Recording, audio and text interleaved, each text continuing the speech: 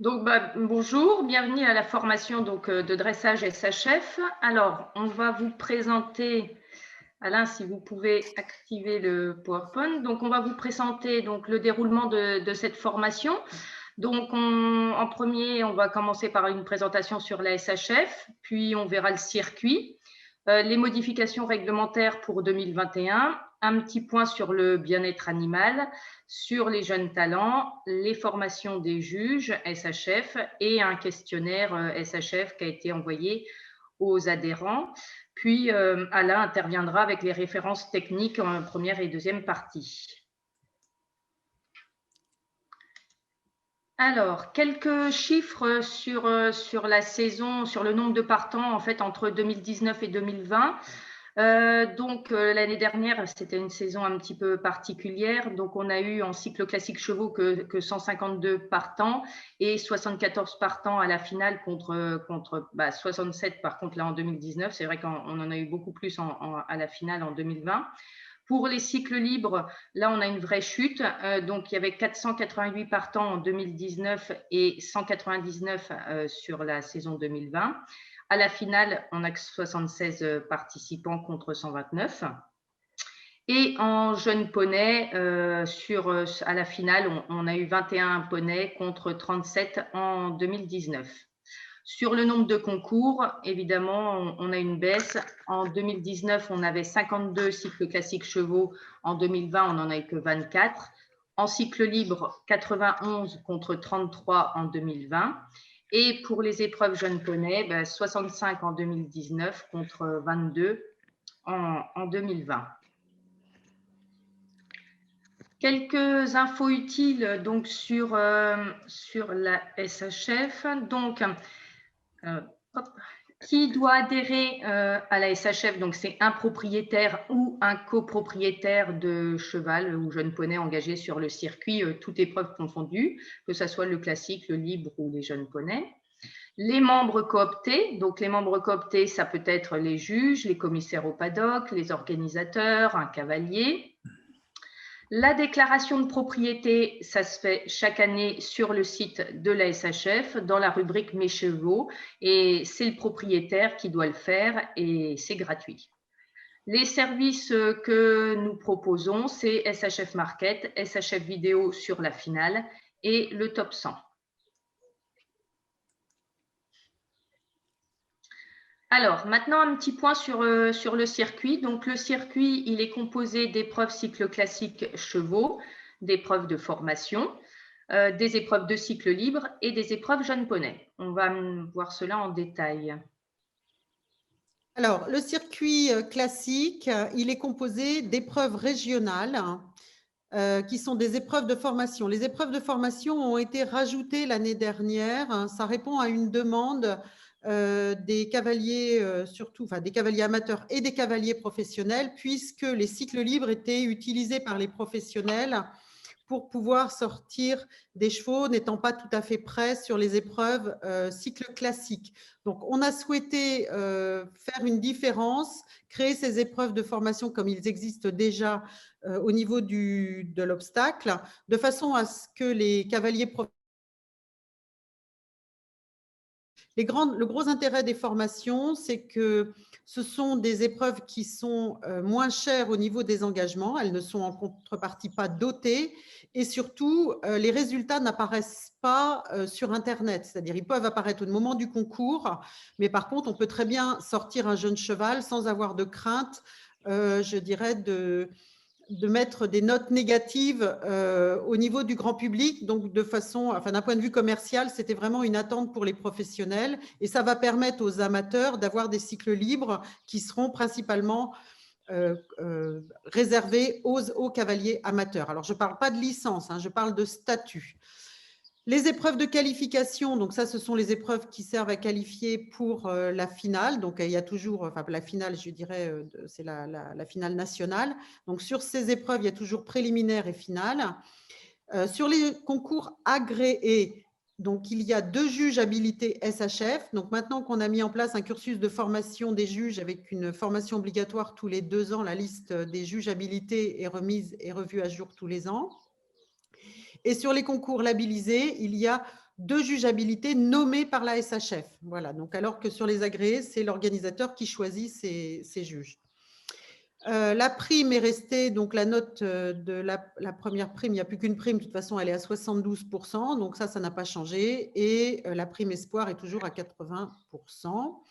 Il y a 2 ans, on avait rajouté donc des concours interrégionaux, aussi un peu à l'image du circuit d'obstacles. Ce sont des concours sur lesquels la SHF met beaucoup de moyens, puisque la vidéo est toujours présente. Ça aussi, c'est dans un souci de pouvoir aider à la commercialisation des chevaux, et les 2 juges sont nommés par la SHF. Donc, c'est vrai que sur les concours interrégionaux, il y a des surprimes, il y a une remise des prix qui est plus démonstrative, on va dire. Et sinon, donc, on a la finale qui aura lieu cette année, comme l'année dernière, à Fontainebleau, 3e week-end de septembre. Donc, sur le circuit cercle classique, donc, il y a des remises des prix pour les 4, 5, 6 ans avec couverture de champion, plaque aux 3 premiers. Donc, ça, c'est sur les CIR. Et lors des labels et des CIR, la prime espoir donne droit à une surprime. Donc, ça, il faut se voir au niveau de la note financière. Les surprimes sont recalculées tous les ans en fonction du nombre de partants. Les dates des CIR, cette année, donc les arcs, alors malheureusement, je crois que étant donné la situation, le concours des arcs est annulé. Le Lion d'Angers, alors après, je n'ai pas vu les dates des autres. Il y a les Bréviaires et puis il doit y avoir Le Mans aussi. Voilà. Là, a été un petit peu vite. Ah. Là, il est sur la page en fait des concours labellisés de dressage. Donc en fait, c'était pour vous montrer la liste des concours de dressage label, donc par mois. En fait, si vous sélectionnez donc une couleur, ça représente un mois. Donc par exemple, le mois de mai, c'est tous les concours de dressage label en France en mai. En noir, c'est les cires. Donc on voit les Bréviaires, Le Mans, le Lion. Après, il y avait les arcs et Pompadour, parce que je crois que voilà, il y a Pompadour. Et donc voilà, donc c'est une carte en fait que vous pourrez retrouver et qu'il y a tous les concours labellisés. Alors bien sûr, il y a quelques dates qui pourront sûrement changer avec la situation.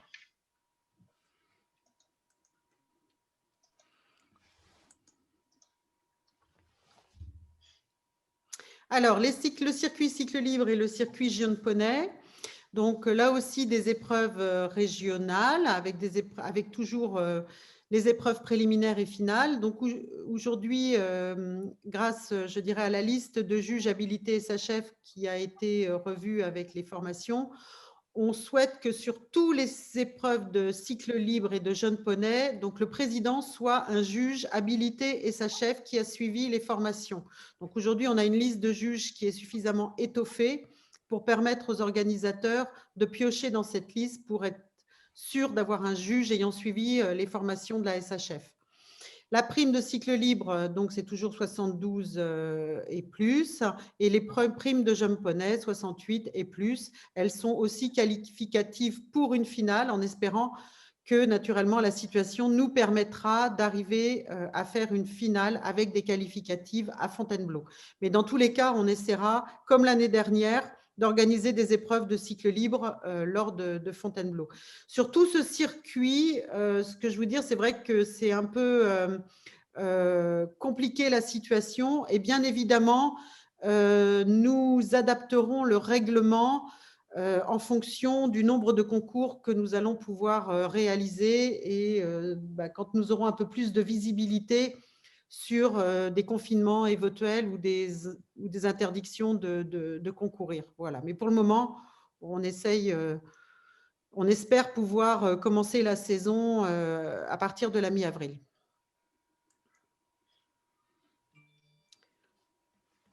Donc, les nouveautés réglementaires 2021.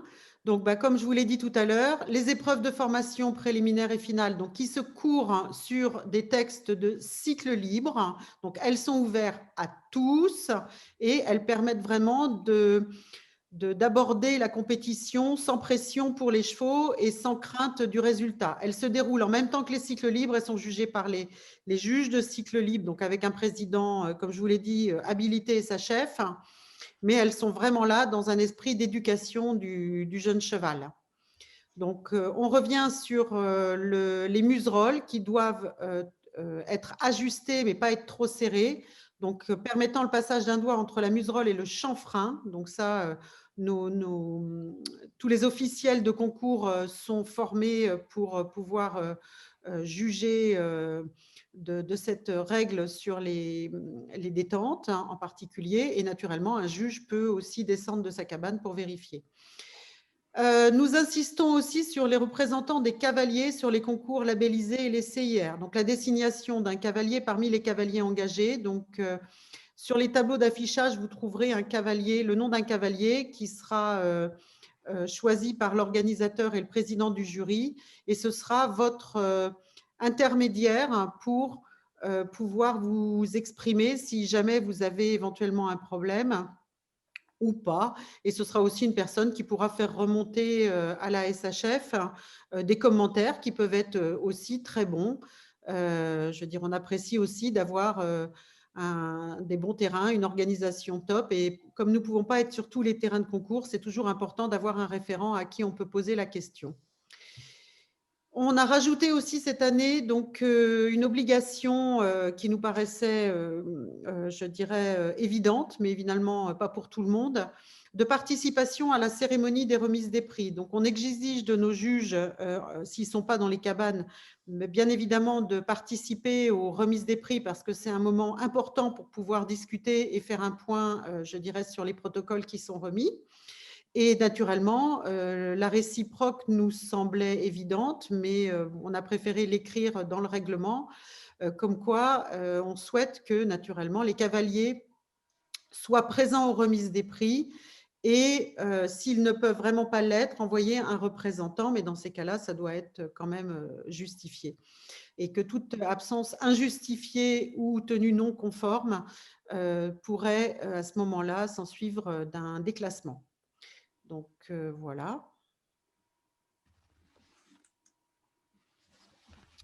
Pour les poneys, on nous a demandé de rajouter aussi une précision sur la taille des éperons. Il y avait eu un peu de discussion l'année dernière à Fontainebleau sur ce sujet. Donc, la taille des éperons, c'est maximum 3,5 cm et c'est en harmonisation avec les règlements FFE et FEI. Je vous rappelle que pour l'application, alors les modalités de jugement des jeunes poneys, c'est pareil, on a rajouté des modalités de jugement dans le règlement, donc je vous laisserai prendre connaissance, c'est des précisions générales, mais on adapte le règlement. Le code de bonne conduite, donc c'est vraiment quelque chose qui tient à cœur à la SHF. Aujourd'hui, quand on se réunit, c'est vraiment quelque chose sur lequel nous sommes très attentifs. Donc, on vous rappelle que les règles du bien-être animal, hein, ça doit être tout un ensemble au niveau environnement, alimentation, sécurité, entraînement, enfin voilà, les règles. On a mis cette page pour vous rappeler que sur les concours, les juges SHF sont les représentants de la SHF et que même s'ils ne font pas partie du jury, ils ont tout à fait le droit d'intervenir si jamais ils sont témoins d'une situation qui, justement, pourrait porter préjudice au bien-être animal et la faire remonter. Donc, ce sont vraiment des officiels en concours et qu'ils soient détachés pour juger ou qu'ils soient là parce que pour quelque raison que ce soit, ils seront présents sur le concours, ils ont tout à fait le droit d'intervenir s'ils sont témoins d'un comportement qui leur paraît anormal.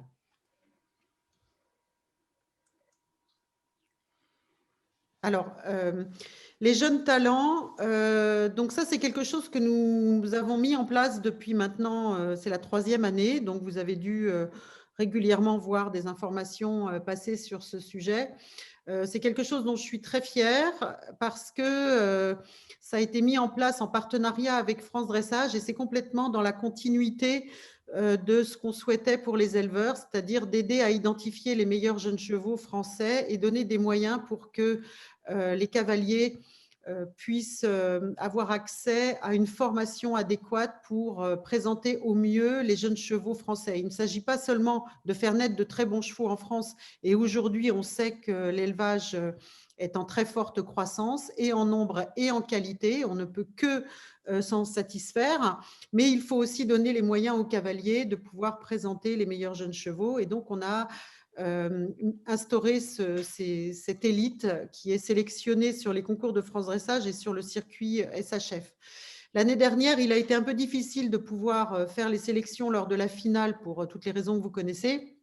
Donc, nous avons décidé sur 2021 de pouvoir sélectionner les jeunes chevaux sur tout le circuit.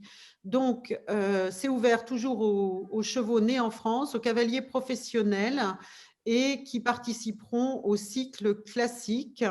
Donc, on invitera les candidats à se faire connaître auprès de la SHF et on fera une sélection sur les concours et sur les vidéos. La SHF, consciente de l'importance de ces formations, nous offre l'opportunité de faire encore 3 nouvelles sessions, alors qu'il n'y en avait plus qu'une pour 2021. Donc, on rouvrira les sélections pour aller jusqu'à la finale. Donc, ça, on aura l'occasion de vous en informer.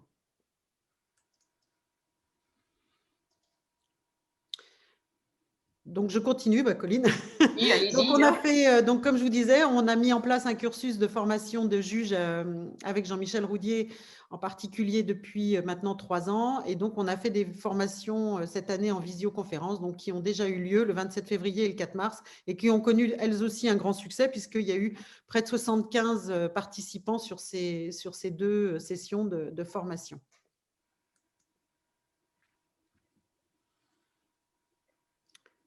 Et donc, on vous a aussi envoyé un questionnaire à tous les adhérents de la SHF pour pouvoir avoir des pistes de travail. Donc, les résultats sont en cours de traitement et on ne manquera pas de vous faire aussi remonter toutes les avancées possibles suite aux réponses qui ont déjà été envoyées aux adhérents de la SHF. On va parler un peu des nouveautés, notamment textes de reprise, des orientations, quelques mouvements particuliers. Ça, on va les aborder avec des extraits de vidéos. On fera une petite pause. Et puis, la deuxième partie, où on sera plus axé sur un peu poney et les 6 ans, notamment le travail de 2 pistes, les changements de pied. Voilà. Donc, le premier élément, la partie référence technique avec vidéo, on démarre. La première chose, c'est il y a une nouveauté dans le texte, puisque dans la reprise des 4 ans, dans la finale, il y a une modification du texte de reprise à partir de la figure 9 jusqu'à la fin. Donc, c'est plus tout à fait, c'est le même niveau de difficulté, mais ce n'est pas tout à fait le même enchaînement. Vous l'avez ici qui est dessiné. Donc, la partie qui est modifiée, c'était à partir de la figure 9, c'est-à-dire qu'on va avoir le cercle de 20 mètres au galop. On a le développement du galop sur le grand côté, cercle de 20 mètres. Ensuite, on passe au trot, développement du trot. On reprend le galop sur un cercle. Et après, développement du galop sur le grand côté. Puis, à nouveau, le cercle de 20 mètres. Puis, on repasse au trot. Et on laisse le cheval sur le demi-cercle là pour se déplier, étendre l'encolure dont on va parler. Donc voilà, cette modification, c'était souhaité pour que ce soit un peu plus symétrique et que ça donne plus de temps.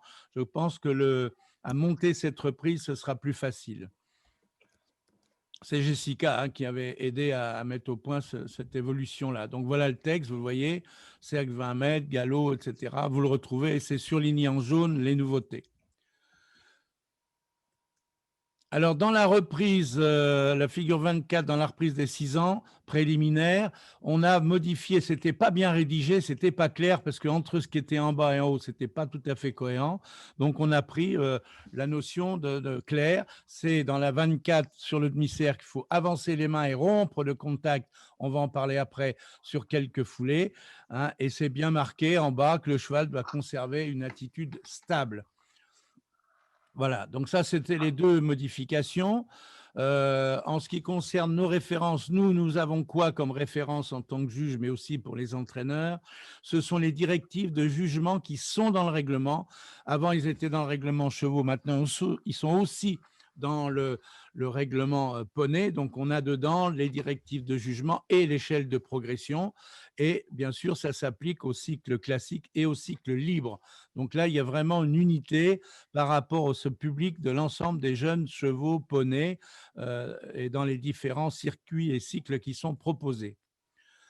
Alors, nous, on part de quoi? On va partir des références de la FEI, mais on a le règlement de la fédération, de la SHF, c'est comme pour la fédération, on doit travailler en lien avec la FEI. Donc, nos buts, nos objectifs et l'évaluation se fait comme tel que c'est défini dans la FEI et c'est précisé chez nous. Donc, le premier objectif, c'est d'évaluer la correction de l'entraînement des jeunes chevaux. Donc, c'est la manière dont les chevaux sont travaillés, sont présentés et se montrent. Les reprises 4, 5, 6 ans sont donc les bases pour les niveaux plus hauts. Si on fait bien et proprement ces reprises-là, avec le degré de difficulté qui est fixé, ça aide pour aller plus loin. Le dessin des reprises donne donc l'opportunité de développer, d'accentuer la valeur de base des allures. Ça, c'est vraiment le but de ces compétitions.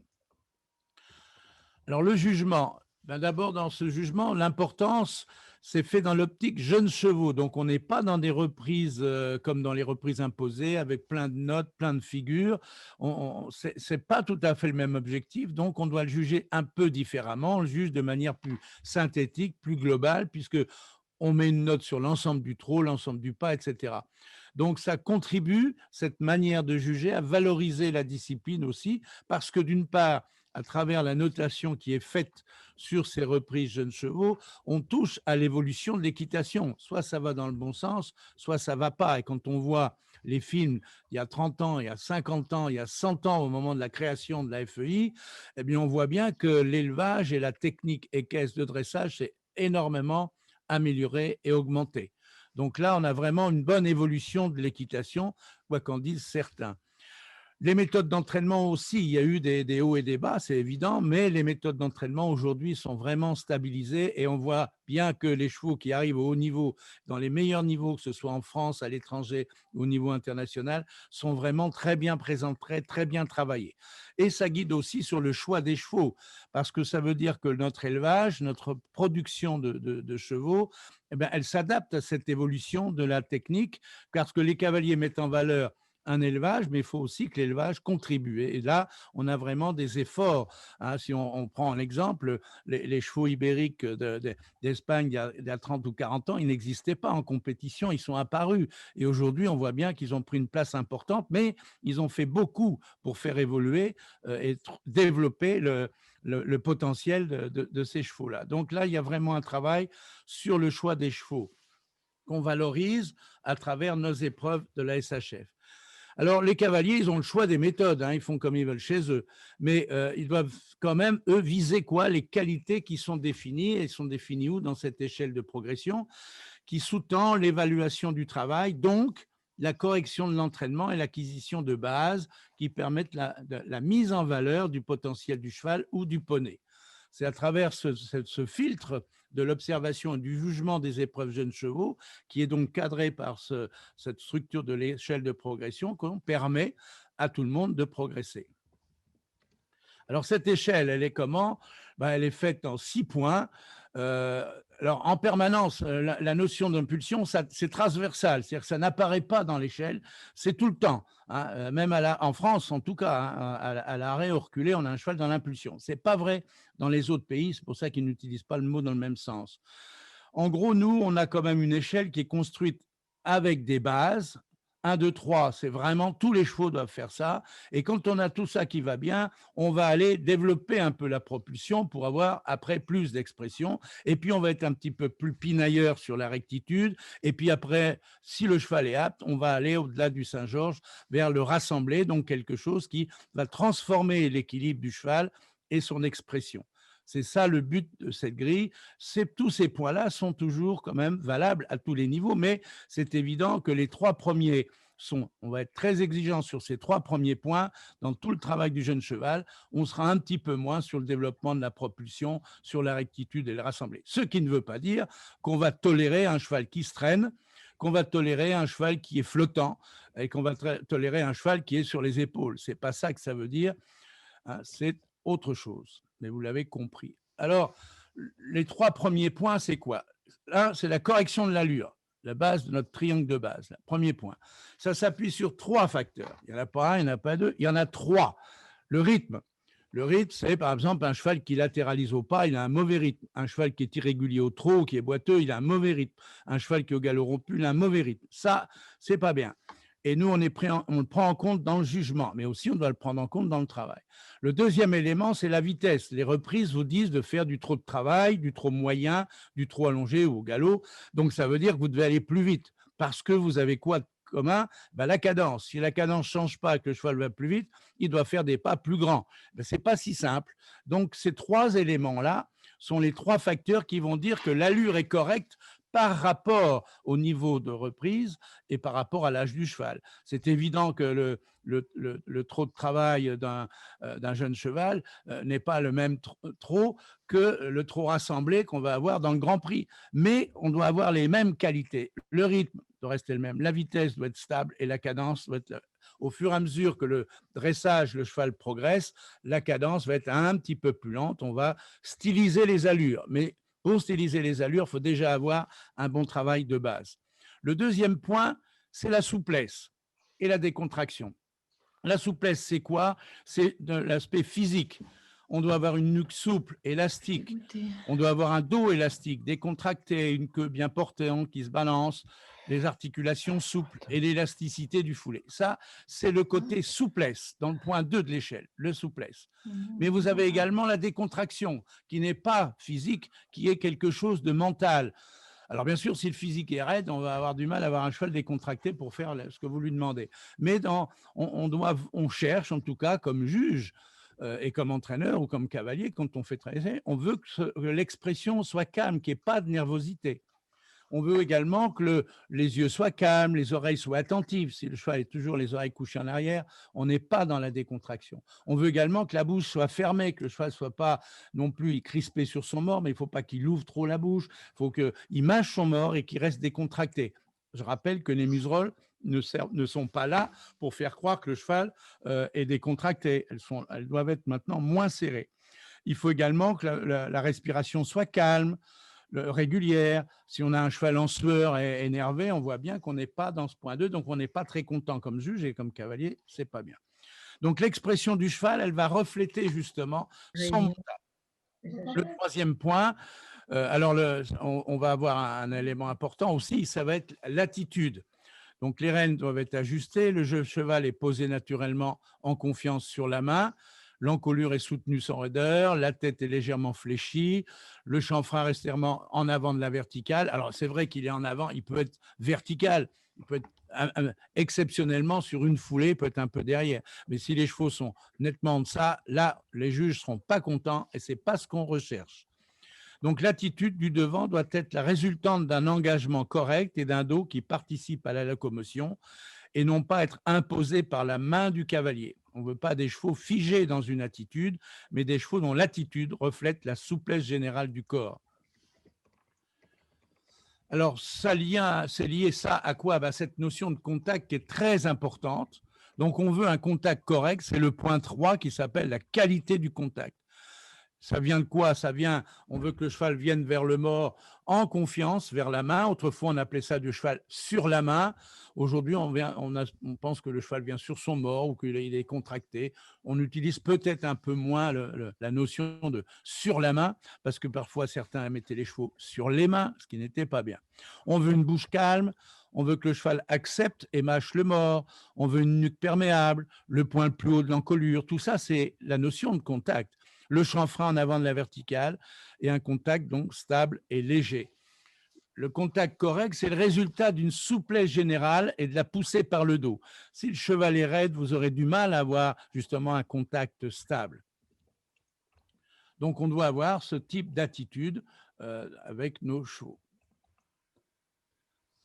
Ce que je disais tout à l'heure, c'est que la poussée passe des postérieurs, par les postérieurs, mais passe par le dos pour arriver à la nuque et arriver à la main. Donc, on veut quoi? Une locomotion correcte, de la souplesse des contractions et un contact. Tout ça c'est du en même temps. C'est à la mode, cette expression. Alors, référence FEI sur le contact en 5 et 6 ans. Nous avons quoi? Nous avons 2 exercices spéciaux dans les reprises jeunes chevaux. Ça, c'est repris aussi pour certains dans les autres reprises. Mais nous, c'est vraiment important d'avoir ces exercices-là parce qu'ils reflètent, vous allez voir, un comportement qui est bon. Le premier, en anglais, c'est stretching on a long rein, c'est-à-dire que le cheval doit aller vers le contact. Il veut s'étendre progressivement vers le contact pour avoir des rênes plus longues. Donc, le juge peut observer quoi? La souplesse du dos, l'équilibre, la décontraction et cet étirement de la ligne du dessus. Donc, le cavalier doit laisser les rênes s'allonger progressivement vers l'avant et vers le bas. Ça s'appelle laisser le cheval s'étendre progressivement. Je rappelle qu'ici, on a modifié un tout petit peu, enfin, on a harmonisé la rédaction de cette chose-là, puisque dans certaines reprises, on n'avait pas la même rédaction, donc on a harmonisé. Alors, vous trouvez ça, ce mouvement-là, vous l'avez en 4 ans, dans la reprise finale, figure 8 et 17, en 5 ans. Alors, il y a 8 et 17 parce qu'on l'a au pas.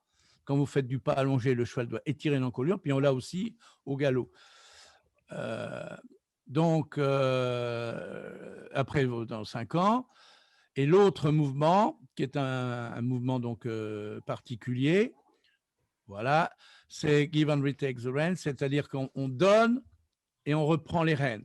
Donc, ça permet d'évaluer quoi? Que le cheval se tient et la correction du contact. Parce que s'il est maintenu par la force, par une main un peu sévère, ben, au moment où on avance les mains et on lâche le truc, ça ne va plus. Donc, on veut voir quoi? Que le cavalier avance les mains, on va voir quelques dessins, on le verra en vrai, vers l'avant, pour rompre le contact durant 2 ou 3 foulées.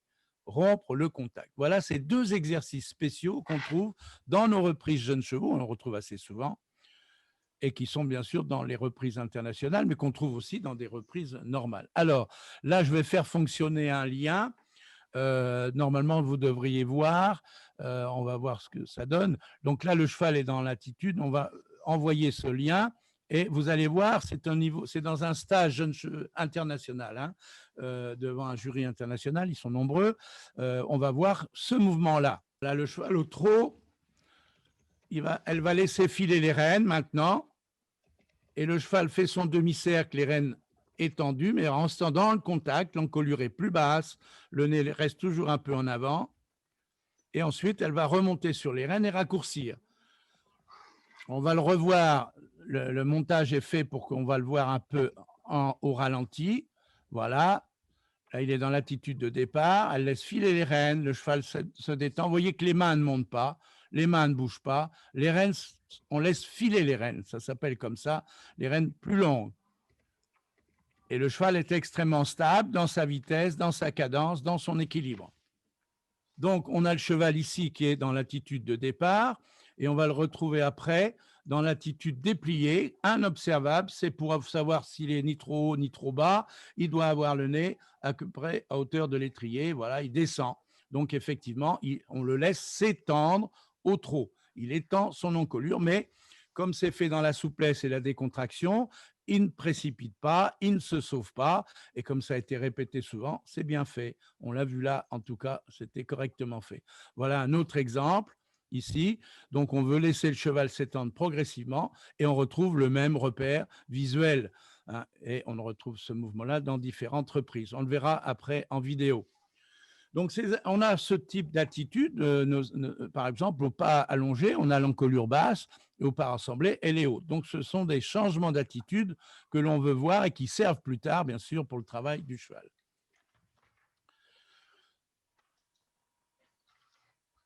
Alors, le deuxième exercice, donc, pour vérifier la qualité du contact, là, on a vu pour étirer, donc c'est give and retake the reins en anglais, ça permet d'évaluer que le cheval se tient. Et donc, on a un contact correct. Ça s'appelle rompre le contact. C'est ce deuxième exercice qui est un peu différent du premier. Alors voilà, ici, ça c'était filmé au final. le début. Donc, vous voyez, elle rend sur une main, elle garde un petit peu le contact pour s'assurer que le cheval va rester en place. Et là, elle avance ses deux mains. Et les mains vont bien en direction de la bouche. Et les rênes, là, on les voit clairement détendues. Et on se rend compte que le cheval, il reste vraiment en équilibre et il ne change pas de vitesse. Alors, c'est très différent. Je le dis ça parce que je vois très souvent des cavaliers qui copient un autre exercice qu'on fait en Allemagne.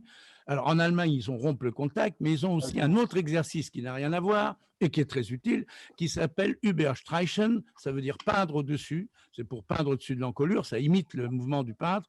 Donc, on fait avancer la main en gardant le contact. Donc, vous voyez, la main, elle va vers le haut et on garde le contact. Alors que nous, et ce que veut la FEI, on veut rompre le contact. Donc, la main, elle va vers la bouche et, en gros, on détend clairement les rênes. Donc, Überstreichen, ça n'est pas rompre le contact. C'est une mauvaise exécution. Voilà ce qu'on a vu l'autre fois. J'ai jugé ça à Fontainebleau. La cavalière, elle croit bien faire, mais ce n'est pas ce qu'il faut faire. Elle monte ses mains, mais elle garde le contact. Et voilà ce qu'il faut faire. On avance les mains et on rompt le contact. Alors voilà comment on fait un cavalier. Il rompt le contact à droite, il garde le contact à gauche, et puis après, il avance les deux mains. Tout ça, ça s'apprend. Hein. Ce que l'on veut voir en tant que juge, mais comme cavalier, comme entraîneur, ça doit être visible. Si on ne voit rien, c'est pas bien. Et visible, bien. C'est-à-dire que l'attitude ne change pas et l'arène est clairement détendue. Ça doit se faire en douceur. Pas de brutalité, ni pour détendre, ni pour reprendre. Et puis, on veut s'assurer de la stabilité. Stabilité de la vitesse. Si le cheval se sauve, ça ne va pas. S'il change d'attitude, ça ne va pas. Et s'il change d'équilibre, ça ne va pas. Voilà un autre exemple où le cheval, il est la rêne détendue au galop. Pareil, c'était au final à Fontainebleau. Alors, on va regarder maintenant des vidéos, on va travailler, on va voir un petit peu, je crois, session avancée, le contact, rompre, etc. Et puis, du travail au pas. Hein. On regarde. Là, il ne se passe rien. Elle va sur son demi-cercle et elle laisse ce cheval s'étendre. Donc, il se déplie vers l'avant et vers le bas. Et ensuite, elle le remet dans l'attitude. Voilà. Vous avez vu ça, tout le monde, ou pas? Alors, je pense que tout le monde a vu. Par contre, j'ai une question de Clem qui nous dit, est-ce que les deux rênes doivent être détendues? Ah oui. Alors, quand on fait rompre, là dans ce qu'on vient de voir, c'était un étirement, il faut garder le contact, il faut avoir le léger contact des deux côtés. Donc, on a le cheval qui reste au contact et qui va, en confiance, se déplier vers l'avant et vers le bas. Mais la question porte sur rompre le contact, ce qu'on va voir maintenant. Pour la réponse est oui. On doit avoir, on ne dit pas qu'il faut faire le début du mouvement, les deux mains symétriques et en même temps, mais en gros, dans la demi-seconde qui suit, le cheval doit être détendu sur la reine intérieure et sur la reine extérieure.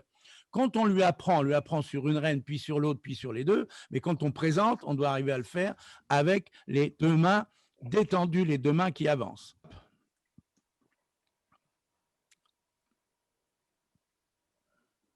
Voilà, elle avance et elle revient. Voilà, ça c'était le mouvement. On va le revoir.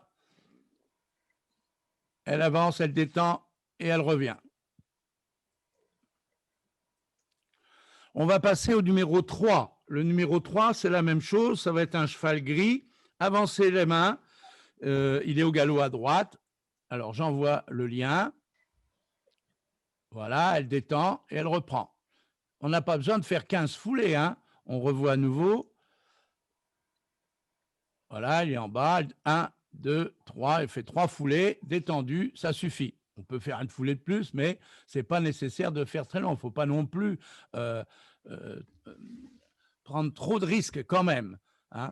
Alors, on va passer… Alain, il y a une petite question. Oui. C'est, y a-t-il un nombre de foulées imposées au galop pour rompre le contact?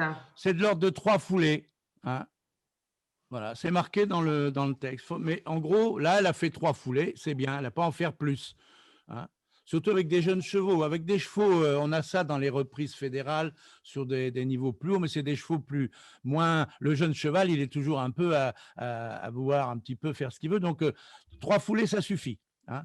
L'important, c'est qu'on ait vu qu'au moment où les rênes étaient détendues, le cheval n'était pas perturbé et que ça ne lui posait pas de problème et qu'il ne se sauvait pas. Voilà. Et qu'on le voyait. Hein.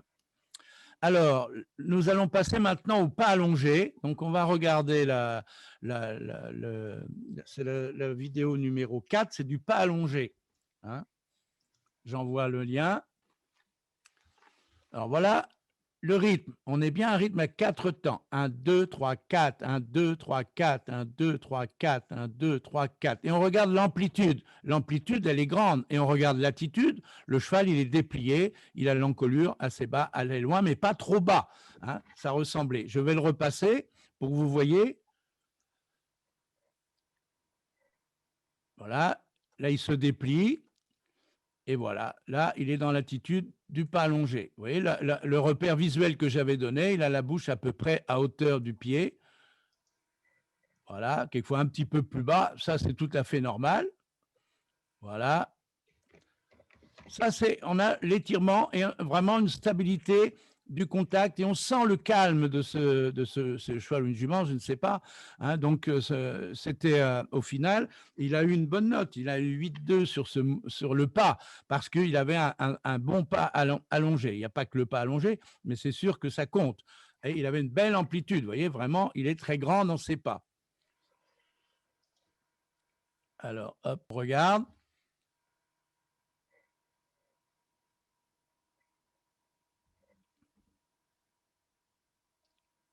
Donc, vous voyez, là, ce qui s'est passé, déjà, le cheval marche, il était inquiet, hein, c'était la première reprise. Donc, c'est pour vous montrer que ça peut, même avec un bon pas, on peut avoir des problèmes avec les jeunes chevaux. Alors, bien sûr, elle n'a pas une très bonne note sur son pas.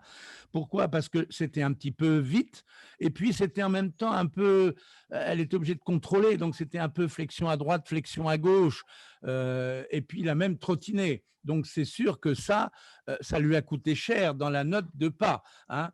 Donc, un mouvement comme ça, c'est sûr que je crois qu'elle a eu 5,5 dans son pas. Donc, vous voyez que même si le pas au départ, 1, 2, 3, 4, c'est un petit peu vite, c'est ample. Mais vous voyez, elle est obligée de plier, hop, et puis il trottine. Donc, voilà, ça peut arriver, vous avez un bon pas, ce qui fait que ce cheval-là était inquiet. Et puis, dans la reprise suivante, il aura une très bonne note. Donc, ça peut expliquer hein, que parfois, on est, avec à 4 ans, des chevaux un petit peu dans l'inquiétude. Voilà. Alors, Alain, si vous voulez, alors il y a deux questions. Il y a une personne qui vous dit, êtes-vous d'accord avec le fait de dire qu'un bon pas fait un bon galop? Et après, l'autre question, pourquoi pas plus de 8,2 alors que si c'était très bien? Que peut-on faire de mieux? Attention, d'abord, je crois que j'ai dit c'est 8,2 parce que, attention, on note pas le pas allongé, c'est l'ensemble du pas. Donc là, on a vu que le pas allongé, ça aurait été plus. Mais le pas, le reste du pas, parce qu'il n'y a pas que du pas allongé pour évaluer le pas hein, dans une reprise. Donc le reste, que je n'ai pas montré là, n'est pas du même niveau. Hein, voilà, ça c'est ma réponse. Sinon, ce mouvement-là, effectivement, là, en tant que pas allongé, c'était excellent. Et puis, l'autre question, c'était… Eh bien, êtes-vous d'accord avec le fait de dire qu'un bon pas fait un bon galop? Oui, bon, ça, j'en sais rien. J'en sais rien, ça dépend des chevaux. On ne sait pas, peut-être, mais bon, moi, je ne sais pas. Moi, pour savoir si le galop est bon, je regarde le galop. Hein. Je ne sais pas. Il faut demander à des spécialistes de l'élevage. Moi, je ne sais pas trop.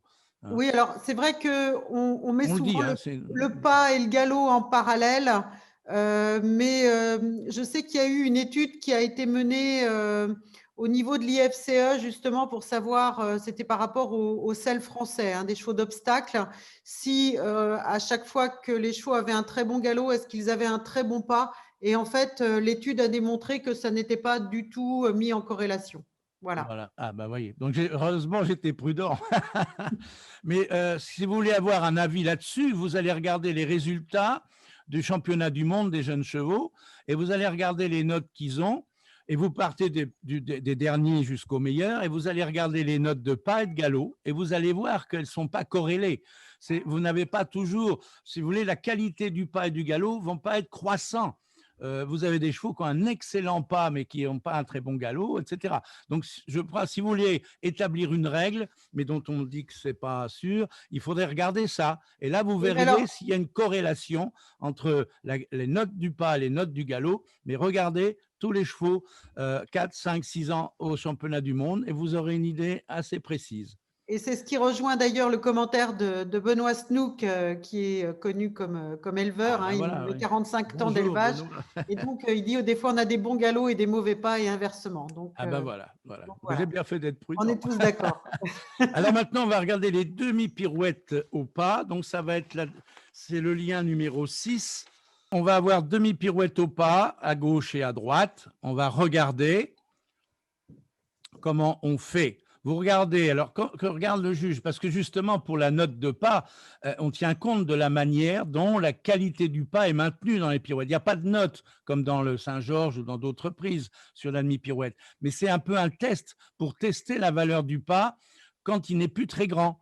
Hein, et c'est un moyen de voir si c'est en mode une bonne note justement, ou si au contraire on a une note un peu moins bonne parce que le travail autour des hanches, c'est difficile pour le cheval. Donc, il a tendance à quoi faire?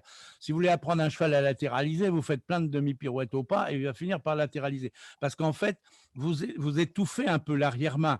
Donc, il ne faut pas faire trop souvent, mais en tout cas, c'est dans les reprises et il faut voir ce que ça donne avec le pas autour des hanches, si la qualité du pas déplié est la même quand le pas est plus raccourci et autour des hanches. Attention, je compte. 5, 4, 3, 2, 1, top. Là, on a bien 1, 2, 3, 4, 1, 2, 3, 4. Le rythme est parfait, l'activité est très belle. Il tourne autour des hanches. 2, 3, 4, 1, 2, 3, 4, 1, 2, parfait. Et il va faire l'autre demi-pirouette. 1, 2, 3, 4, 1, 2, 3, 4, parfait. Voilà. Là, on avait un mouvement qui est bien, on le regarde, qui est vraiment bien fait. Donc, on a le rythme, on a l'attitude. Vous voyez, elle rentre, elle ne bloque pas son pas pour rentrer. Hein, il n'y a pas un freinage, un à-coup pour rentrer dans la demi-pirouette. Hein. On serait sur un Saint-Georges, on ferait un petit peu différemment, mais là, ça, c'est vraiment bien fait. Et on a la qualité de l'allure du pas qui est bien maintenue dans ce travail autour des hanches. Hein. Alors, on en regarde un autre. Le cheval 7, on va avoir le pas allongé et la demi-pirouette à gauche. Hein. Donc, on peut juger justement de la qualité de son pas quand il est déplié, l'amplitude, la cadence, la vitesse, tout ça, la symétrie des gestes, et puis le raccourcissement et le tourné autour des hanches. Hein. On regarde ça, l'ensemble permet de donner une note au pas. On regarde. 5, 4, 3, 2, 1, top. 1, 2, 3, 4, 1, 2, 3, 4, 1, 2, 3, 4. Et on regarde bien sûr l'amplitude, la queue qui se balance, l'attitude qui est dépliée, l'activité et la cadence qui est toujours la même. 1, 2, 3, 4, 1, 2, 3, 4. Là, il va doubler et il va faire sa première demi-pirouette à gauche. C'est un jeune cheval, il regarde, il a peut-être entendu un bruit. Donc voilà, on est dans les jeunes chevaux. Il se prépare, il tourne. Hop, il est étonné et il ressort. On va le repasser pour voir la qualité du pas allongé. Voilà, là, on a vraiment un très beau pas allongé, une belle cadence, une belle amplitude. Hein. Voilà. Est-ce qu'il y a des questions sur ça ou pas? Non? Non, a priori pas. Voilà. Donc là, on a, vous voyez, avec des chevaux de race et de modèles très différents, mais on a les qualités qu'on veut. Et les qualités sont justement ce rythme. Là, il y a perfection du rythme. On a bien une symétrie du rythme entre droite et gauche. Et puis, vous avez la bonne cadence, c'est-à-dire qu'il ne précipite pas. Ce n'est pas un 2, 3, 4, un 2, 3, 4. C'est quand même très bien fait. Avec une activité, une amplitude, une symétrie. Et avec ce test de la demi-pirouette, on voit bien si on maintient la qualité du pas ou pas. hein. Et là, il y a une toute petite bavure, il a regardé, machin. Bon, mais si c'était noté, bien sûr, mouvement par mouvement, il aurait une moins bonne note sur le travail de la demi-pirouette. Par contre, la demi-pirouette n'a pas mis en évidence un défaut du pas. Il a eu 8,7 quand même, hein. Voilà. Alors, ah oui, on va regarder maintenant l'ensemble du trot pour voir un peu ce qu'on veut voir dans ce type de reprise, hein. L'ensemble du trot. Alors, on passe la séquence numéro 8. Avant de passer sur le trot, on a une question pour le pas, Oui. par Benoît, qui nous dit, pour le pas, le niveau des priorités après le rythme, c'est lequel entre la souplesse du dos ou l'engagement? Alors, l'engagement, je ne sais pas trop ce que c'est, mais c'est l'amplitude. C'est sûr que c'est l'amplitude qu'on veut, hein. L'engagement, si les postérieurs sont loin, le cheval ne pourra pas être ample parce qu'il aura les postérieurs trop loin. Il doit être à sa place, donc ne pas s'ouvrir derrière. Ça, c'est une première chose. Mais il faut aussi de l'amplitude. Là, on a eu des chevaux dont l'amplitude du pas a été remarquable. Et c'est ça qu'on veut pour mettre des notes supérieures bonnes pour aller vers 8 et au-dessus de 8. On ne doit pas avoir des chevaux qui sont à 2 sabots en avant de leur trace. On doit avoir vraiment dans la cadence, dans la souplesse, parce que la souplesse du corps va permettre cette amplitude, hein, et on veut une belle amplitude. Donc, on veut l'attitude, une cadence calme, donc un rythme et une cadence parfaite, et une bonne amplitude. C'est ça qu'on recherche. J'ai répondu à la question? On a une autre question de Eric Cano qui nous dit, en cycle libre 3, la demi-pirouette sur la piste, est-ce que vous avez des recommandations? Ah, ben, d'abord, les recommandations, c'est de la préparer sans trop ralentir avant. Donc, il ne faut pas arriver trop vite, mais il faut quand même la préparer. Il ne faut pas la faire trop petite. C'est ça mes recommandations. C'est-à-dire de ne pas bloquer pour tourner court. Il faut plutôt préparer pour tourner pas trop serré. Voilà, c'est ça, parce qu'on veut que ce mouvement, je l'ai dit, hein, serve à tester la valeur du pas. Mais ce n'est pas pour juste faire un mouvement pour le mouvement, hein. Alors, on doit voir qu'il y a les hanches dedans et que le cheval tourne sans se mettre à bloquer son pas, latéraliser son pas, ou le pire, à s'arrêter derrière. Voyez. Donc, le conseil, c'est pas trop serré et de ne pas arriver là-dedans trop vite en faisant une transition d'un seul coup. Il faut un petit peu préparer le tournant. Je ne sais pas si j'ai répondu à la question. La personne nous dit, elle est recommandée sur 2 mètres, mais ces 2 mètres, c'est les postérieurs. Postérieur. Ah ben oui, c'est pas des demi-pirouettes, c'est un demi-tour autour des hanches, hein, ou alors une grande demi-pirouette, hein.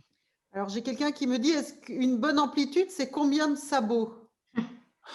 Ben, ça dépend à quel pas, si c'est pas moyen ou pas allongé. Ou pas allongé, si vous avez plus de 3 sabots, c'est bien, et si vous avez 4 sabots, c'est encore mieux, hein, voilà. Là, les chevaux qu'on a vus étaient vraiment dans des grandes amplitudes. C'est des chevaux qui ont un très bon pas. Le rythme est bien, ils sont souples et amples. Mais tous les chevaux n'ont pas un pas très ample, hein. Mais ils peuvent avoir une bonne activité, une bonne attitude et avoir quand même des bonnes notes après, hein. Alors, sur l'échelle des progressions, pouvez-vous revenir sur la distinction entre propulsion et impulsion? Oui, alors l'impulsion, c'est tout le temps. Alors en français, attention, parce que nous, on est français, donc le mot impulsion, il a un sens beaucoup plus général. En français, c'est le désir d'aller en avant. Donc on peut être dans un arrêt, avoir le cheval dans l'impulsion. On peut même être dans le reculé, avoir le cheval dans l'impulsion.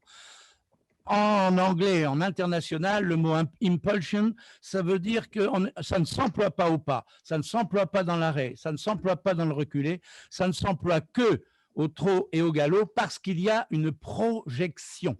Donc, les allures avec projection, ils parlent, eux, d'impulsion. Donc, tant qu'il n'y a pas de projection du cheval pour quitter le sol, on ne peut pas parler d'impulsion. C'est pour ça qu'avec Bernard Boin, on avait choisi, parce quand on avait introduit l'échelle de progression en France il y a 12 ou 15 ans, on s'était fait traiter de tous les noms, parce qu'on avait présenté, on avait mis en point 4 l'impulsion. Les gens disent, c'est pas possible, il y en a tout le temps. Et après, on s'est rendu compte que par rapport à la définition de la FEI, c'était pas le bon mot impulsion, c'était propulsion. Donc, la notion que le cheval pousse. Et c'est pour ça qu'on va la développer plus tard, alors qu'on a déjà de l'impulsion pour faire des reprises de base, hein, et pour travailler le contact. Donc, vous voyez, c'est autre chose. C'est ça. Alors, est-ce que j'ai répondu à la question? Je pense. Bon. On va regarder le trot maintenant. Bon, alors on regarde le trot. En avant.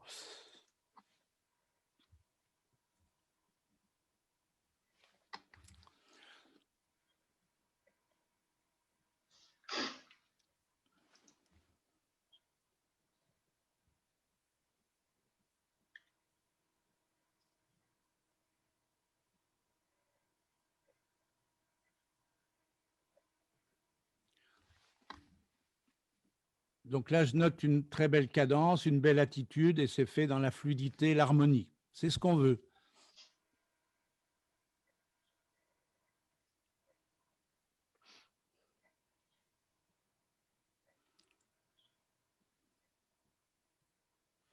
Vous voyez, il garde sa vitesse, son amplitude dans les deux demi-cercles. Il ne freine pas. Et les fins de demi-cercle ont la même vitesse, la même amplitude. C'est légèrement en avant de ses traces.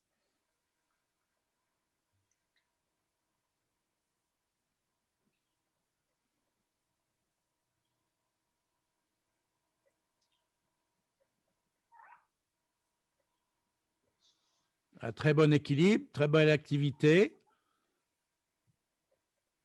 La transition est marquée mais fluide.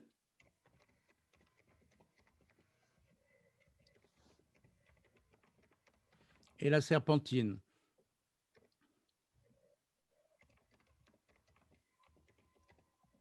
Il est toujours très légèrement en avant de ses traces. Elle n'exagère pas la flexion, hein. Il est vraiment bout à bout. L'arrière-main est en relation avec l'avant-main et le bout de devant. L'attitude est très belle. Et elle ploie dans les cloins.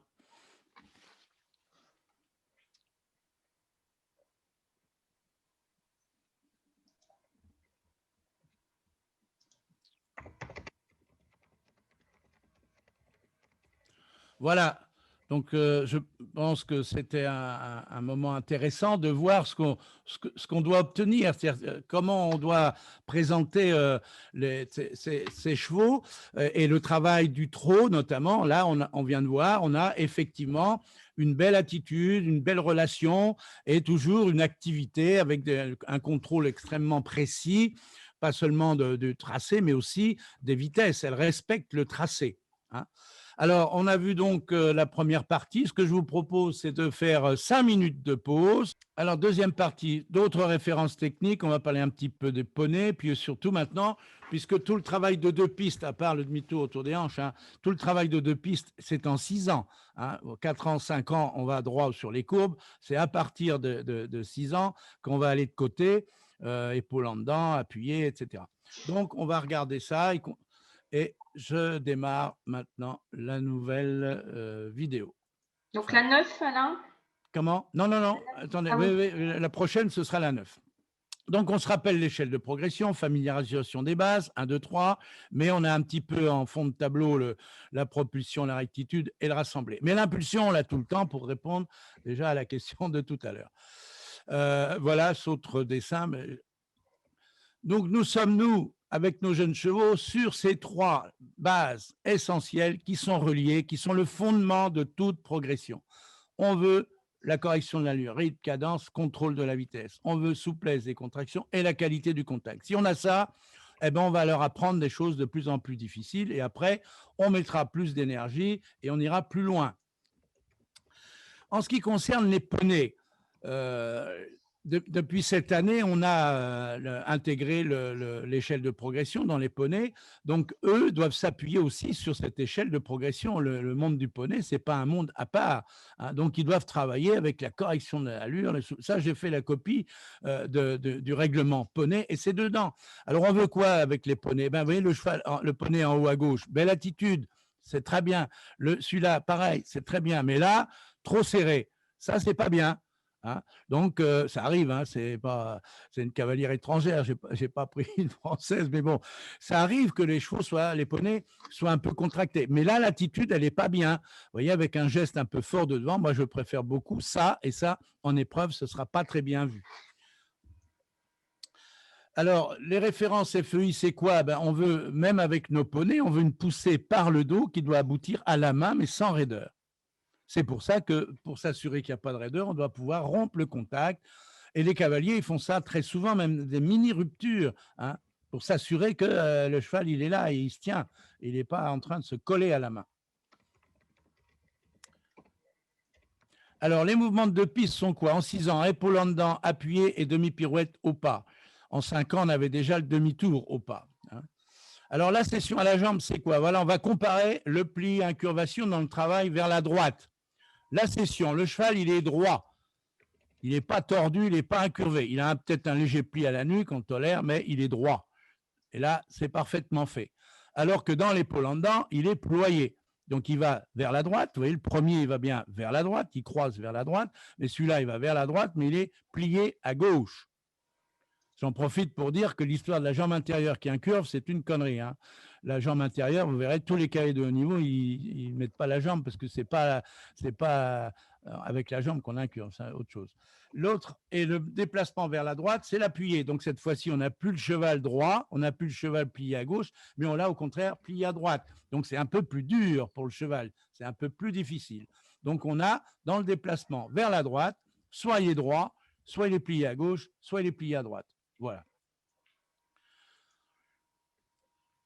Voilà ici un exemple de chevaux qui sont dans l'épaule gauche au championnat du monde, épaule gauche en dedans, épaule droite en dedans. C'est sur les jugements jeunes chevaux, formation la SHF. Alors là, voilà, bien, coupez le micro, vous entendez. Alors, épaule en dedans et appuyé. Ici, on a le cheval qui est dans l'épaule en dedans, épaule gauche en dedans, et là, le cheval qui est parti dans l'appuyé.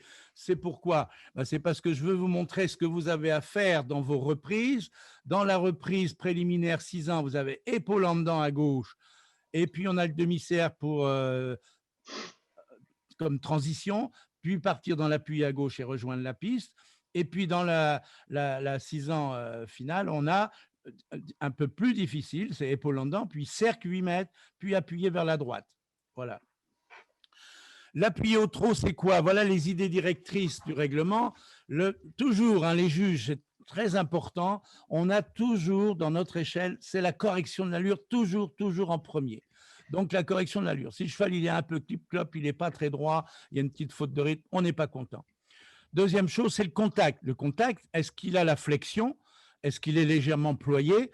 Est-ce qu'il bascule ou pas la tête? Ça, c'est le témoignage du bon contact. Et puis, on a l'équilibre qui va donner un beau croisement et puis la précision du tracé. Ça, c'est les idées directrices. Les critères, c'est la locomotion, avec rythme, cadence, vitesse, on l'a déjà dit, et puis l'attitude et l'orientation. Donc, le cheval, s'il a les hanches devant, il ne sera pas en bon équilibre. S'il a une attitude trop basse, s'il est trop plié, s'il n'est pas assez plié, ça ne nous va pas. Les défauts types sont quoi? Eh bien, c'est d'abord, par rapport à la locomotion, une faute de rythme ou irrégulier. Ça, c'est par rapport à la correction de l'allure. Après, on a un cheval qui pousse plus, il se freine, il se retient, ou bien il est entablé, il a trop de hanches, ça peut être une maladresse du cavalier, mais enfin, c'est sanctionné par le juge. Il peut manquer de flexion, il peut être basculé. Voilà les défauts types pour un appuyé au trot. Alors, dans une reprise jeunes chevaux, on ne va pas trop utiliser ces critères-là pour mettre une note, mais on va s'en servir quand même parce qu'on a après à mettre un avis sur la facilité de réalisation des choses. Donc, même si on ne met pas une note pour l'appuyer, on a bien vu que soit il était bien ou au contraire qu'il y avait des petites bavures. Donc, voilà les appuyer vers la droite, appuyer vers la gauche, donc 2 chevaux différents. Vous voyez, celui-là a une légère flexion et celui-là, il est un peu plus fléchi. Les deux sont possibles. Il ne faut pas mettre moins de points parce qu'il n'y a pas beaucoup de flexion ou plus de points parce qu'il y en a plus. Non, ce n'est pas ça qui compte. C'est d'abord la correction de l'allure, la régularité, la souplesse. Alors, la propulsion qui est le point 4, une fois qu'on a un cheval qui est bien dressé dans ses bases, donc qui fait 4 ans, 5 ans et puis qui aborde les 6 ans, on va peut-être pouvoir se mettre un peu plus de propulsion, d'énergie, d'expression dans le trot et un galop plus montant. Donc, la propulsion, c'est quoi? C'est l'énergie, la puissance de la poussée des postérieurs qui conduit à un mouvement plus athlétique, franc et expressif. L'expression, elle vient de ça. Elle vient de cette capacité qu'on va avoir à mettre plus d'énergie, donc plus de propulsion. Le cheval, il se propulse plus. En gros, il a plus de moteur qu'avant. Donc, les fondamentaux de la propulsion, c'est quoi? Énergie, rapidité des postérieurs. S'il a les postérieurs un peu lents et qui se traînent, eh ben, il s'éloigne plutôt de ce qu'on veut. Et puis, il faut quand même un dos souple, parce que le dos, c'est le lien entre l'arrière et le devant. Et on a besoin de cette souplesse du dos pour que l'énergie, la poussée des postérieurs arrive au bout de devant. Et pour qu'on puisse avoir quoi? Une tendance montante au galop, mais également au trot. C'est comme ça qu'au fur et à mesure du travail, de la gymnastique, de l'effort qui est demandé au cheval, on va avoir eh bien, une tendance plus d'expression dans le trot, et ça, ce sera après les 6 ans. Hein. Donc, attention aussi à quelque chose qu'il faut avoir clairement en tête quand on travaille un cheval et quand on le juge, mais quand on travaille et quand on entraîne, le trot expressif n'est pas un trot passager. Hein, c'est le danger d'une stylisation avant 7 ans. Hein. Donc attention à ça, parce que c'est un peu la mode. Comme il y a des chevaux qui aujourd'hui trottent mieux qu'avant, sont plus facilement expressifs, les gens qui ont des chevaux un peu pas prêts à faire ça, pas assez musclés, pas assez travaillés, voudraient demander un trot expressif alors qu'ils n'ont pas la gymnastique nécessaire et du coup, ils ont une espèce de trot passager, c'est-à-dire que c'est un trot dont la cadence est lente, mais où le cheval ne pousse pas. Donc ça, c'est pas bien. Hein. Alain, je vais Oui. vous interrompre parce que j'ai plusieurs questions, plusieurs personnes qui voudraient qu'on revienne sur la notion de jambe intérieure et incurvation. Je crois que vous avez… Alors, c'est clair, c'est très simple. Il y a une fake news, hein, une information, enfin même une formation qui est complètement fausse, et ça j'ose le dire, mais moi je représente aussi la tradition par mon histoire, mais c'est complètement faux de dire qu'on incurve le cheval avec la jambe intérieure et une jambe qui avance à l'intérieur. C'est sûr que la jambe intérieure, elle va un petit peu pousser le ventre vers l'extérieur, mais pas en s'avançant à la sangle. Hein. Et il ne faut pas que la jambe extérieure interdise cette flexion costale. Hein. Mais la flexion, elle va venir de quoi? Eh ben, elle va venir des cercles, elle va venir de la souplesse du cheval. Ce n'est pas parce qu'on lui met le poing, comme on dit souvent, on prend l'exemple, et c'est ça qui reste dans la tête des gens, le poing sur la hanche de la danseuse. D'abord, c'est la hanche. Or, ce n'est pas à la sangle. Hein. C'est à l'endroit où on met la jambe, là, c'est l'endroit le plus raide du cheval. Entre deux côtes, il y a tellement peu qu'il ne peut pas se plier au niveau des côtes. Il se plie plus loin. Donc, en fait, c'est une idée fausse de se dire que c'est par la jambe intérieure qu'on ploie le cheval. Ce n'est pas par la force, mais c'est uniquement par la gymnastique et faire en sorte qu'au lieu de faire un cercle, on fait 2-3 cercles de suite pour qu'il se décontracte et il donne sa souplesse sur le cercle et puis après dans l'épaule en dedans. Mais je pense que là, il y a une surinterprétation du rôle de la jambe intérieure dans la flexion costale.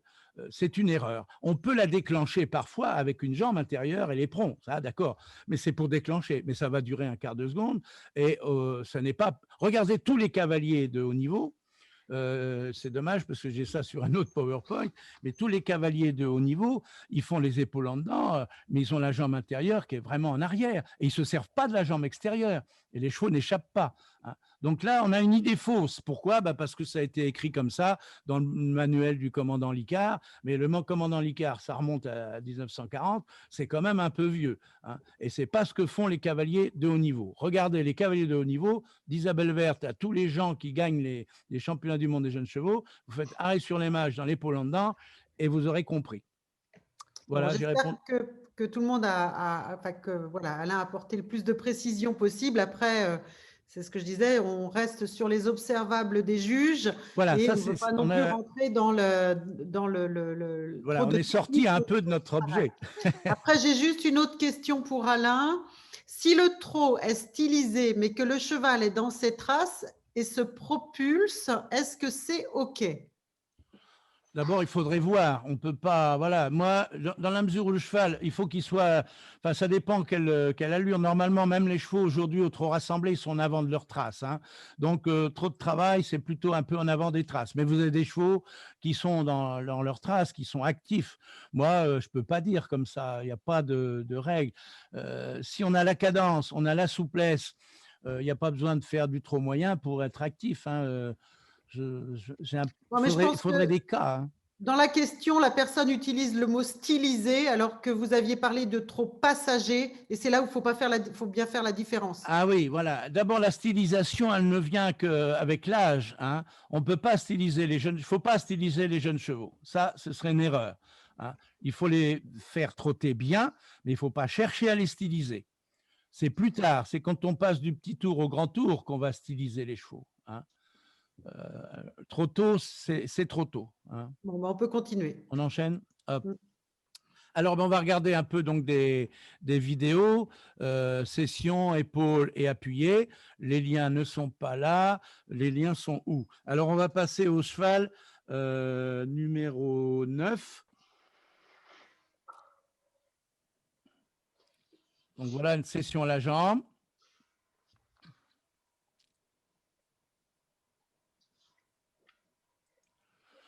Alors, donc, on va la repasser, mais le problème est qu'on voit bien, on vient de faire toute une petite explication sur la notion de contact. Eh bien là, on n'avait pas un bon contact, c'était très instable dans le contact. On avait fait une explication pour expliquer dans la session à la jambe, le cheval doit être droit et pas tordu. Eh bien celui-là, il était tordu. Donc là, il n'a pas trop de chance, ça ne s'est pas bien passé ce jour-là, hein. Mais le cheval était tordu et instable dans le contact. Donc là, ce n'est pas une session à la jambe. Alors, il a sa jambe droite reculée, le cheval, il croise, il manque un peu d'activité, mais il est régulier, voilà, mais il est très instable dans le contact. Donc ça, ce n'est pas du tout ce qu'on veut, hein. C'est pas ça. Ah oui, alors là, on est donc au trot, c'est une reprise de jeunes chevaux, c'est du cycle libre, et on fait une session à la jambe, qui est une session à la jambe droite, le cheval croise, se déplace vers la gauche. Attention, pour partir, 5, 4, 3, 2, 1, top.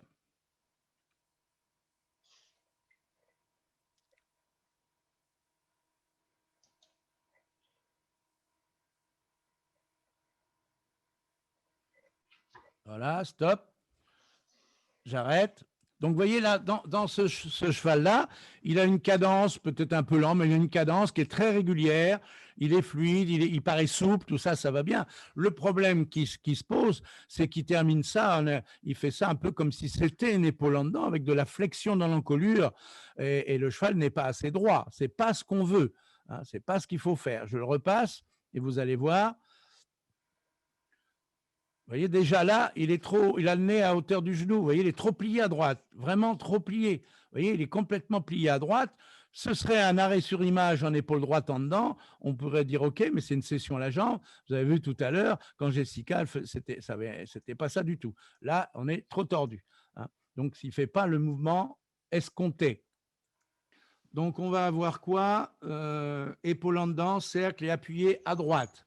Attention. Si vous avez trouvé les liens, 5, 4, 3, 2, 1, top. L'épaule.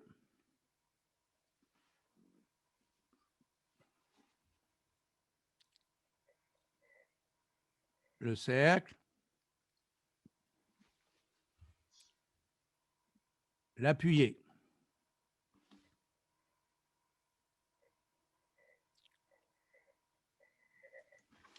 Donc voilà un mouvement qui est globalement très bien fait, hein.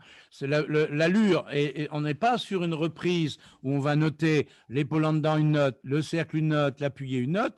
On est pour tester la valeur du trot et l'obéissance du cheval. On a à mettre une note sur l'allure du trot, et on voit bien que quand il va de côté, l'allure reste très stable, ça reste la même allure, ça reste le même trot. On peut juger aussi du contact. Il y a eu des petites instabilités, mais qui ne reflètent pas un problème grave du tout. Donc, c'est un jeune cheval, c'est normal. Il n'est pas encore totalement stable dans son attitude, mais voilà. Et il fait ses mouvements tout à fait correctement. Donc, on a quelque chose là qui est tout à fait bien en ce qui concerne ce mouvement d'épaule en dedans, cercle appuyé. Épaule gauche en dedans, demi-cercle, demi-cercle, épaule droite en dedans. Attention, 5, 4, 3, 2, 1, top.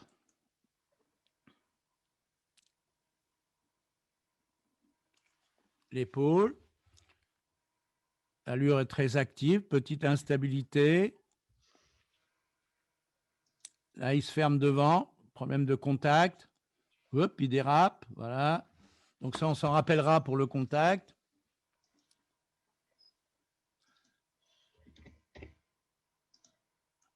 Et j'arrête. Donc, vous voyez là, la première épaule en dedans montre un trot qui est bien. L'allure, elle est active. Le cheval, il est souple. L'attitude, elle est correcte. C'est un jeune cheval. Il est très légèrement flottant, mais bon, on ne va pas s'énerver là-dessus. Puis, on n'a pas à mettre une note pour l'épaule en dedans. Le premier demi-cercle, c'est le même trot. C'est bien. Mais la fin du premier demi-cercle, le cheval est fermé. Donc là, il y a un problème de contact. Et on voit bien que le cheval se retient, qu'il y a une petite difficulté à bord. Comme c'est un jeune cheval, ça ne se passe pas toujours comme on a prévu. Et le début du deuxième demi-cercle n'est pas tout à fait correct. On va regarder ça. On va le voir ici. On va reprendre un arrêt sur l'image. Je vais le renvoyer. Vous voyez, il va tourner ici. Regardez l'attitude. Vous voyez? Et il est toujours là, attitude, trop fermé pour un jeune cheval, pas bien. Et il est toujours fermé. Alors que dans la première partie, il était bien. Et ça, le cheval, c'est devenu plus difficile dans la flexion à droite. Et du coup, le cavalier a un peu tendance à demander trop, au lieu de demander un peu moins, ce qui aurait peut-être été un moyen de sortir de la difficulté. Vous voyez ici, il met beaucoup trop de flexion interne. Hein, voilà. Vous voyez ici, là, il est vraiment trop tordu et les épaules sont trop loin. On n'a pas vu, avec Jessica, on n'a pas vu un cheval aussi tordu que ça. Hein. Là, c'est excessif. Hein. Alors, c'est un problème d'entraînement. Il suffit de réglage. Hein. Le cheval, il va aller beaucoup mieux s'il met moins de flexion. Hein. Voilà. Ah oui, on va voir un ferme à ferme. Donc, galop à gauche, passer au pas, galop à droite. C'est un jeune cheval.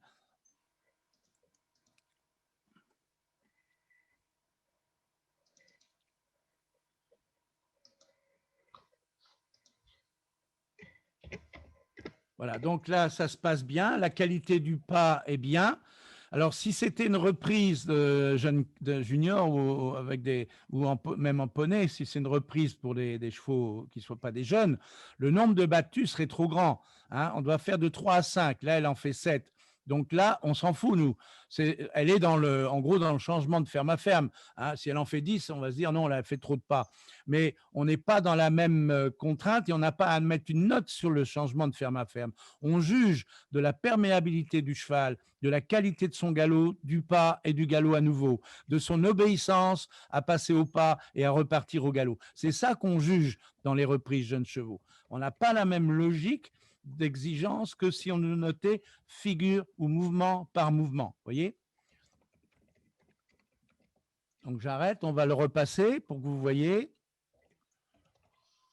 Donc c'est l'oblique, archer droit, elle prépare, pas, prépare et galop. Voilà.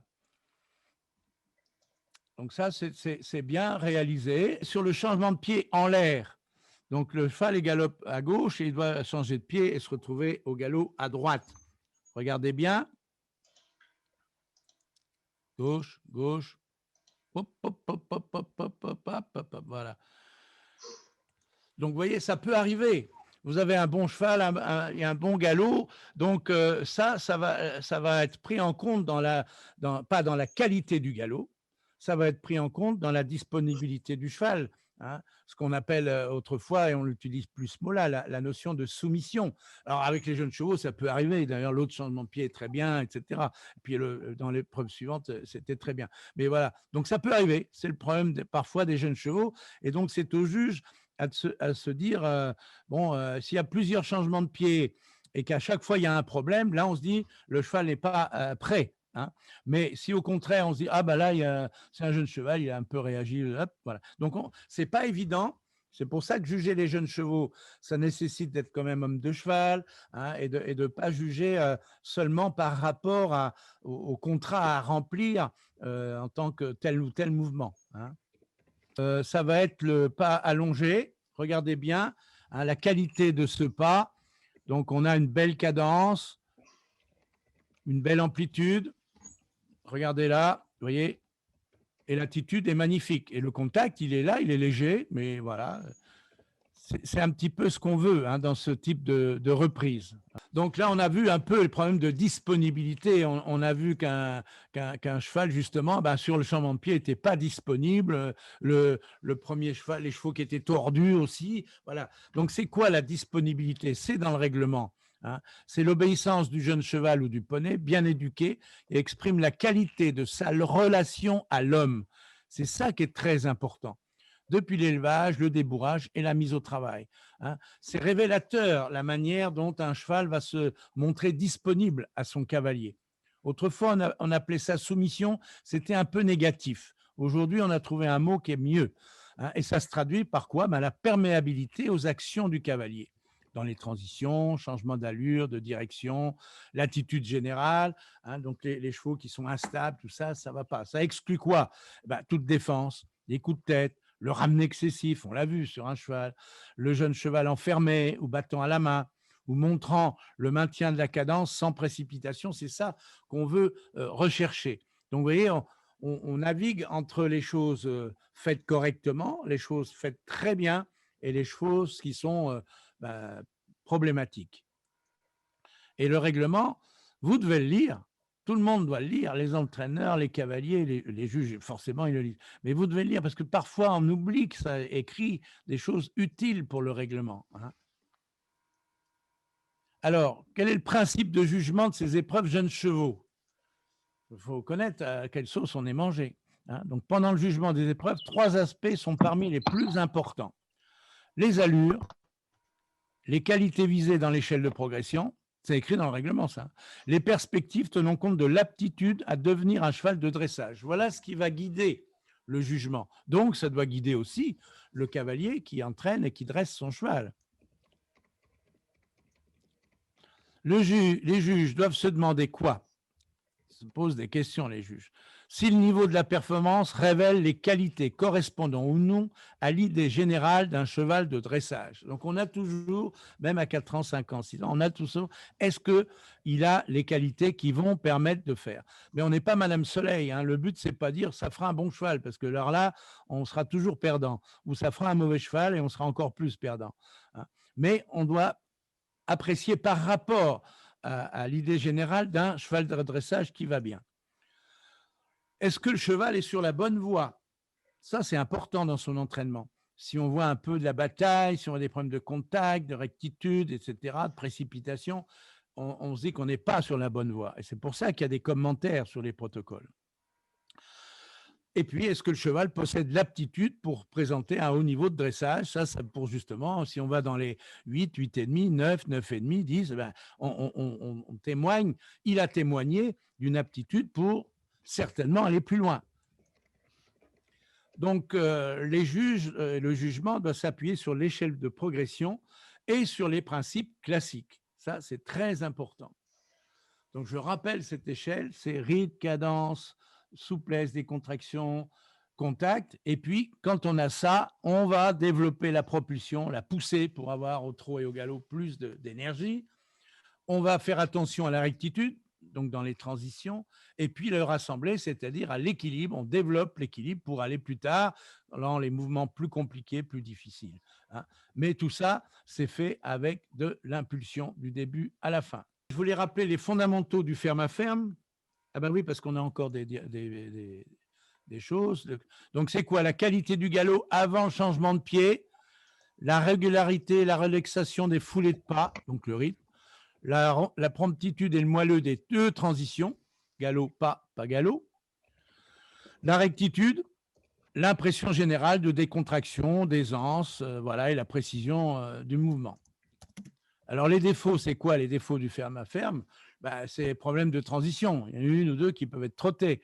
Les postérieurs joints ou très courts derrière, le rythme peut être latéral, le contact, il peut s'enfermer, sortir de la main, il peut se traverser, le dos peut être contracté, il manque que, il repart sur le mauvais pied, il manque d'équilibre, il est flottant, imprécis. Avec la liste des défauts, elle est longue, hein. C'est pour montrer une difficulté. Regardez, galop, et passer au trot, hop, hop, hop, et voilà, hop, hop, c'est au championnat du monde, hein. Donc, ça veut dire qu'on peut très bien avoir des difficultés, même quand on est dans les meilleurs du monde. Regardez, le galop est très beau, mais elle n'arrive pas à passer au trot, elle n'arrive pas à passer au trot, voilà, hop, voilà. Donc, ce n'est pas un gros problème, mais c'est un petit problème, hein. Et ce cheval-là, il va avoir eu des très bonnes notes, en fait, hein. Il avait presque 9 en soumission, donc vous voyez que le reste était tellement bien, mais ça l'a déparé, hein. Donc, il faut revenir un petit peu et garder à l'esprit que ces reprises et jeunes chevaux, elles ont un mode de notation et d'évaluation particulier. Ça n'est pas noté mouvement par mouvement, hein. C'est l'ensemble du trot, l'ensemble du pas, l'ensemble du galop, plus des notes d'ensemble qu'on va voir après, hein. Donc, il faut aussi distinguer faute mineure et faute fondamentale. On vient de voir une faute qui était une faute mineure. Bon, c'est un problème, mais ce n'est pas dramatique. Ce n'est pas une faute fondamentale où si le cheval se met debout, si le cheval ne change pas de pied, etc. Donc, on doit distinguer. Et le règlement distingue la distinction entre les fautes mineures qui n'ont pas une réelle répercussion dans la note, c'est-à-dire alors que les fautes fondamentales, elles ont une répercussion dans la note. Donc, faute mineure, c'est un léger désordre, c'est un moment d'inattention, c'est un cheval qui ne répond pas tout de suite à la demande, mais le cheval va montrer un entraînement correct avec des allures tout à fait correctes, bien mises en valeur. Alors que les fautes fondamentales, c'est vraiment de la désobéissance, un entraînement incorrect qui va conduire à baisser les notes. Donc, par exemple, des rythmes irréguliers, des contractions, l'instabilité du contact, un cheval contracté, raide, traversé. Donc, voilà les éléments. Et ça, le juge et vous, le cavalier, vous devez faire la distinction entre ce qui est une petite faute, même si c'est très visible, comme on a vu, ou si c'est une faute fondamentale, parce que le cheval, vraiment, il est parti sur une mauvaise voie. Ah ben voilà, je revenais ça, mais c'est égal au trop. Donc, vous voyez, voilà les notes qu'elle avait eues, cette cavalière. Et donc, elle a eu ce problème dans la transition. Vous voyez, elle avait 9 au trot, 8-8 au pas, 8-8 au galop, soumission 8,5. Ben voilà, et perspective 9. Alors, nous avons les modalités de jugement. Donc, on a vu le cheval sur tout le trot. Donc, on met des notes par rapport au trot, au pas, au galop. Et puis après, disponibilité et perspective. On va le regarder un tout petit peu en détail. Voilà, en anglais, c'est soumission, mais nous, en français, on a préféré disponibilité, avec respect de l'échelle de progression, souplesse, contact, etc. Et puis, perspective, donc le potentiel. On peut avoir eu des problèmes un certain jour, donc la disponibilité aurait été un peu en dessous du niveau du cheval, mais son niveau est tellement bien qu'on peut avoir une note de perspective au-dessus, en se disant, voilà, ce cheval, on verra s'il fait mieux, il a vraiment un vrai potentiel, avec capacité à se rassembler ou à prendre du poids avec les postérieurs. Voilà ce qui est dans nos feuilles d'évaluation. Et puis, les perspectives, donc on doit chercher à voir si le cheval montre ou non une capacité naturelle suffisante pour évoluer vers un cheval de haut niveau. On ne veut pas sentir des chevaux trafiqués. Il ne s'agit pas de sortir un peu le trot machin en faisant trotter de manière artificielle. Ça se voit. Ce n'est pas ce qu'on veut. On fait ça quand on veut vendre le cheval peut-être, mais on doit le montrer au naturel quand on présente des reprises devant les juges. Parce que les perspectives sont fondées sur quoi? La qualité des allures, qualité intrinsèque. C'est le père et la mère et le travail qui ont fait ça. La bonne voie de l'entraînement. Est-ce que le cavalier et son entraîneur sont en bonne voie? Est-ce qu'ils travaillent dans la bonne direction? Et le potentiel reflète un peu de tout ça. Mais c'est sûr qu'il y a des chevaux qui vont avoir un modèle, un charisme de la présence et que d'autres n'auront pas. Mais ce n'est pas pour ça qu'ils seront meilleurs au Grand Prix. Ça ne suffit pas. Voilà, donc on doit garder en tête ces différents points qui sont dans l'échelle de progression, les 6 points, mais on a aussi la notion de bien-être, la bonne voie de l'entraînement, les perspectives, le potentiel. Voilà ce qu'on rajoute, nous, comme juge ou comme entraîneur de jeunes chevaux, dans cette échelle de progression. Et on doit avoir ça en tête pour mettre la notation et l'évaluation, et surtout évaluer les chevaux les uns par rapport aux autres. Donc voilà, je vous conseille quelques références. Donc il faut absolument lire les directives de jugement. Il y a le handbook FEI, donc vous avez des parties dans notre règlement de dressage. Donc le règlement avec les modalités de jugement de la SHF, ça vous devez absolument lire. Parfois c'est un peu négligé. L'échelle de progression que vous devez connaître, la fédération elle a diffusé le document, le lexique de la fédération, parce que souvent on entend des gens qui utilisent des mots ou qui ne comprennent pas le sens des mots, et puis l'ouvrage de référence pour le travail du cheval, ça reste toujours en France comme à l'étranger, équitation académique. Il y a trop de gens qui écrivent des livres alors qu'ils n'ont pas de très très grandes références. Celui-là, il a été écrit par le fondateur des compétitions internationales, et ce qu'il a écrit là, ça reste vrai. Donc, je pense que moi, j'ai terminé et on va aller à soit des questions, ou à la conclusion par notre président. J'espère que cette formation vous a donné des pistes de travail, vous a apporté quelque chose, que vous avez appris beaucoup de choses. Voilà, on a fait de notre mieux. J'espère que ça vous a plu. Et encore à tous, une très, très bonne soirée. On reste un peu en ligne, Colline, Alain et moi, si vous voulez nous poser des questions. Bonne soirée à tous et à très bientôt.